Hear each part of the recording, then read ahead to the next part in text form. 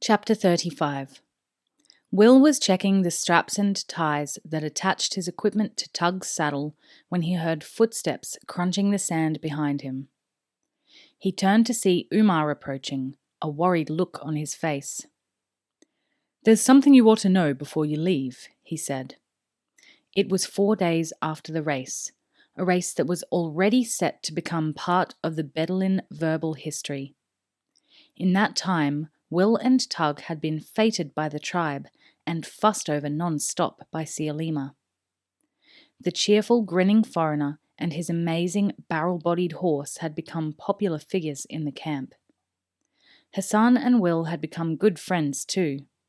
The young man bore no grudge for being defeated in the race and losing his claim to Tug. The Bedouin were inveterate gamblers, as Will had noticed, but they accepted their losses without complaint. The friendship was helped along by the fact that Umar, delighted with the outcome of the race, had presented Hassan with a horse from his own herd, a blood relative of Sandstorm. Hassan was overjoyed and had volunteered to guide Will on his way to Mara Rock. The mystery of the faltering North Seeker had finally been solved. Asked how he had planned to navigate the trackless desert, Will had shown them the North Seeker and explained the secret of its magnetic properties. To demonstrate, he had brought the blade of his sax knife close to the needle and showed how it wavered away from the Earth's magnetic field. It took only seconds for Umar to see the connection. "You rode through the Red Hills?" he said, and Will confirmed the fact. "But they're almost pure iron, huge deposits of iron. Surely that would serve to make your instrument unreliable." As Will realized the truth of the statement, he felt a small sense of relief. In the back of his mind, he had still harbored a vague suspicion that Selethan had given him a false map. On top of that, he felt an unreasonable guilt that he had somehow failed Holt's belief in him. Now that he could see a reason for the mistake, and realized that he couldn't have foreseen it, he could lay those fears to rest. While he had been preparing Tug for their departure, a rider had come in from the desert, dusty and dishevelled, riding a tired horse. He had reported straight away to Umar's tent. Will had watched with no particular interest. Doubtless it was some business of concern only to the Bedouin. Now, however, he wasn't so sure. He followed Umar to the widespread low tent that he occupied with Sialima. Stooping, he entered and made the required brow-lips greeting gesture. In the past few days, he had become familiar with it. The tent was floored with a thick carpet, with soft cushions scattered across it. He selected one and sat cross-legged on it in the tribe's fashion. A Bedouin he hadn't seen before was sitting on another, eating and drinking eagerly as Sialima plied him with fruit and water. He looked up at Will, then glanced curiously at Umar. "This is Jamil, one of our scouts," Umar explained, and the Bedouin nodded in greeting. He was in his 30s, Will estimated, although it was hard to tell with the Bedouin men, whose skin was usually brown and heavily lined by the sun. "This is the foreigner I told you about. His name is Will." Again, Will made the greeting gesture. It seemed appropriate, he thought. Jamil seemed a little surprised that a foreigner should have a grasp of Bedouin etiquette, and he responded hastily. Will glanced at Umar, a question on his face. The Asik gestured to Jamil to proceed. "Tell Will what you've told us." Jamil finished eating an orange, licked the last of the juice off his fingers, and wiped his mouth with a cloth. "You were travelling with a group of Iridi soldiers?" he said. It was as much a statement as a question. Will nodded confirmation, his brow furrowing. He sensed, from the man's serious manner, that something had gone wrong. "That's right," he said. "And there were other foreigners as well, 2 of them dressed as you are." He indicated the mottled brown cloak Will was wearing. Again, Will nodded. The Bedouin scout shook his head in displeasure at the fact, and Will's premonition of impending bad news deepened. "What's happened to them?" he asked. The Bedouin looked at him a moment, then, thankfully, came straight to the point without any useless attempts to soften the news. "They've been captured by the Tuolagi," he said. Will looked quickly at Umar. "The Tuolagi?" he queried. The Asik's expression was one of intense distaste. "Brigands, bandits, the forgotten of God. They're nomads like us, but they prey on other travellers and undefended villages. They encircled your friends and captured them. Now they're taking them towards the northern massif, along with Wakir Saleh el-Fen and his surviving men. There was a skirmish," he added in explanation, and Will felt a stab of fear. "A skirmish? Were any of the foreigners hurt?" Jamil shook his head. "No. They were taken and chained with the other foreigner. They are captives like him. It seems that—" This was all moving too fast for Will. He held up a hand to stop the Bedouin's account. "Just a moment. The other foreigner? What other foreigner are you talking about?" Jamil nodded apologetically, realizing that more explanation was required. "The Tuolagi had captured another foreigner, one of the wild men from the north. There was one of them with your group too," he added. Will's head was spinning. There could only be one person he was talking about, but Erak had been in Aridi hands last he had heard. "This is crazy," he said. "You must mean Erak. But he was being taken to Mararok with an Aridi caravan.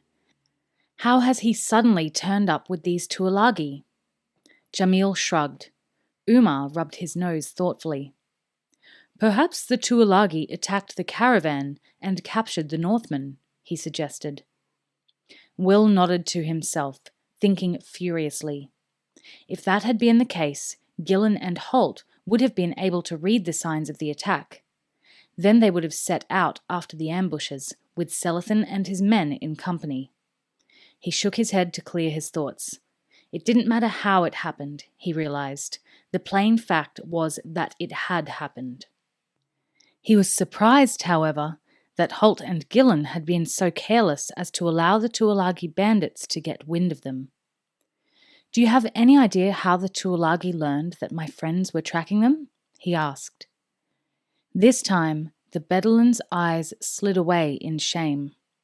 He hesitated a moment before he could bring himself to answer. "I'm afraid I led them to your friend's camp," he said. And as Will began to rise angrily from his sitting position, he hastily held out a hand. "No, please, it was unintentional. I had no idea your friends were there. I saw the Tuolagi party in the distance, and I went closer to find out more about them. They were a much larger party than usual, at least 200, maybe more. After dark, I crept close to their camp to see more clearly. That was when I saw the Northman. They had him chained up in the open. I left before dawn and headed towards here. I must have paused close to your friend's camp without ever seeing them. But a Tuolagi rearguard scout found my tracks and followed them later that morning, and they led him to your friends. They were travelling parallel to the Veiled Ones, several kilometres away. If I hadn't inadvertently crossed their track, the Tuolagi would never have known they were there." "How do you know all this?" Will asked. The scout replied unhappily. "I went back the next day to check further. I had no idea then that my tracks had been discovered. But I saw where the Tuolagi had followed me, saw where they crossed your friend's path, and turned to follow them. They must have thought I was part of that group. I'm sorry, Will. I had no idea I was bringing danger to your friends." Will waved the apology aside. It hadn't been Jamil's fault, he realized. It had just been damnable bad luck. Jamil had been the chance, unexpected element that had led to Holt and the others being captured. As Holt had told him so many times, if anything can go wrong, it will. "You couldn't have known," he said. "Do you have any idea where they might be taking them?" He addressed the question to both Jamil and Umar. I'd say they were heading for the Massif, Jamil said. Will looked to Umar, who explained. It's a huge range of cliffs and hills and mountains to the northwest. There are Aridi villages scattered throughout the hills, and the Tuolagi often ride in and impose themselves on the villages, stealing their crops and killing their livestock. A party of 200 would have no trouble taking over a village or even a small town. Chances are they have one in mind and they'll use it as their headquarters for a month or two. Then, when the herds and food supplies are exhausted, they'll move on. Will reached into his shirt and produced the map Selathan had given him. I've got to go after them. Show me on this, he demanded. But Umar put his hand over the younger man's to calm him. Slow down, friend Will, he said. Nothing will be gained by rushing off into the desert without a plan. The Tuilagi are dangerous enemies. I need to talk with my council, and then we'll see what can be done. Will went to argue, but the pressure of Umar's grip increased. Trust me on this, Will. Give me an hour, he said.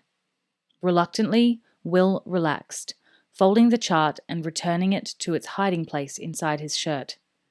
Very well, he said. An hour. But then I'm leaving.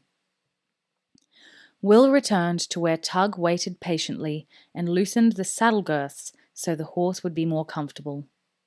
Then he sat, his back resting against the bole of a palm tree, his eyes closed, while he tried to make sense of the situation. Somehow he would have to rescue his friends. He knew that much. But how? He was alone and he was unfamiliar with the territory. Against that, his friends were being held by 200 armed bandits, cruel and merciless men who would cut their throats without hesitation. He was a foreigner. He would stand out among the Aridi villages, even if he could manage to find the correct village in the first place. He realized that he didn't even know where to pick up the trail left by the Tuolagi. And, if his recent attempts at navigation were anything to judge by, he'd probably never find them. He must have dozed, affected by the heat of the day. He was woken by the sound of Umar lowering himself to the sand beside him with a faint grunt of exertion. We've talked, he said simply. Will looked at him. There was no hint of what he and his advisers had decided in his bland expression. Will you let Hassan guide me to where the Tuolagi captured my friends? He said. Umar held up a hand, palm outwards, to stop him. Let me explain. Here are the facts I put to my council. The Tuolagi are no friends of ours. A large war party like this means they're up to no good, and they could well attack other Bedouin bands, ones smaller than this. Then there's the matter of Saleh el-Then. I don't like the fact that he's their captive. You know Selathan? Will asked. The Asik nodded. We've fought together against the Tuolagi. He's a good man, a brave fighter. More important, he's an honest man, a man I trust. Those are good qualities to have in a wakir. There's always the possibility that another man might not be so fair-minded, and a lot of Aridi resent us. They see us as interlopers in their country. Wakir Saleh el-Then has always treated us well. It might not suit us to have him replaced by someone who is not so honest or fair-minded. A small flame of hope was starting to burn in Will's chest as the Asik continued to analyze the situation. Are you saying you'll... he began, but once more Umar made that palm outward gesture to silence him. And there are two more points to consider. One, you have become a friend of the Bedouin. You saved my grandson's life, and you behaved well in the matter of the race. My people like you, Will, and we take friendship seriously. You said 2 points, Will interposed. Umar shook his head, his expression very serious. As Jamil told you, it was his fault that your friends were captured. If he had not been so clumsy, the Tuolagi would never have known they were there.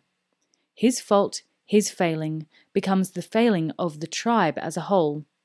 This weighs very heavily on Jamil's mind, and my own. Will hardly dared to hope that what he was beginning to think might be true. Tentatively, as if by being too positive he might cause the idea to dissolve and blow away on the wind, he said, "So you're saying you—" He couldn't bring himself to finish the statement. Umar did it for him. "I'm saying we're all agreed. We're going to rescue Saleh Al-Fen and your friends from the Veiled Ones." He smiled at the elated young man beside him. "Of course, you're welcome to come along with us, if you wish."